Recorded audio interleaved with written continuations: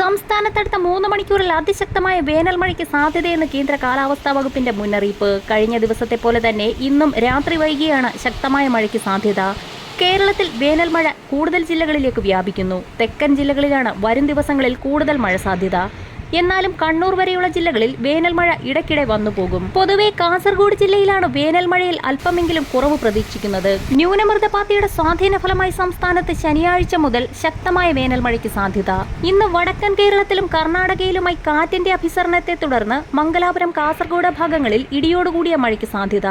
കോഴിക്കോട് ജില്ലയുടെ വടക്കു കിഴക്കൻ മേഖലകളായ പേരാമ്പ്ര, കുറ്റ്യാടി, നാദാപുരം ഭാഗത്തും മഴ ലഭിക്കും. തൃശൂർ, പാലക്കാട് ജില്ലകളിൽ ഒറ്റപ്പെട്ട മഴയ്ക്ക് സാധ്യത.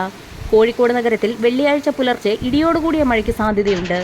ഉച്ചയ്ക്ക് ശേഷം ഇടിയോടുകൂടിയ മഴ തെക്കൻ ജില്ലകളിൽ ഈരാറ്റുപേട്ട, വൈക്കം, കറുകച്ചാൽ, ചെങ്ങന്നൂർ, കായംകുളം, പൈനാവ്, ആലപ്പുഴ, കാഞ്ഞിരപ്പള്ളി, കോട്ടയം, തിരുവല്ല, മാവേലിക്കര, കായംകുളം, ഏറ്റുമാനൂർ, ഉഴവൂർ, മുട്ടം, കാഞ്ഞിരപ്പള്ളി, എടമലക്കുടി, ളാഹ, കിളിമാനൂർ, ആയൂർ, പുനലൂർ എന്നിവിടങ്ങളിലും വടക്കൻ കേരളത്തിലെ താമരശ്ശേരി, മുക്കം, അത്തോളി, നടുവണ്ണൂർ, കുന്നമംഗലം, പൂവാറൻതോട്, തുഷാരഗിരി, തലയാട്, ബാലുശ്ശേരി, ഏലത്തൂർ, കക്കയം, വയനാട്ടിലെ ലക്കിടി, കണ്ണൂരിലെ മട്ടന്നൂർ, ഇരിട്ടി, പേരാവൂർ, പയ്യാവൂർ, മധ്യ കേരളത്തിലെ കൊച്ചി, തൃശൂർ, പറവൂർ, കോതമംഗലം, ഇരിങ്ങാലക്കുട എന്നിവിടങ്ങളിലും ഇടിയോടുകൂടിയ മഴയ്ക്ക് സാധ്യത.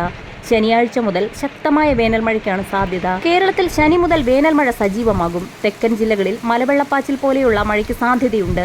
ഇതോടൊപ്പം വടക്കൻ കേരളത്തിലും മഴ ലഭിക്കും. കാലാവസ്ഥാ മുന്നറിയിപ്പുകൾ കൃത്യമായി ലഭിക്കുന്നതിനായി ചാനൽ സബ്സ്ക്രൈബ് ചെയ്യാൻ മറക്കാതിരിക്കുക.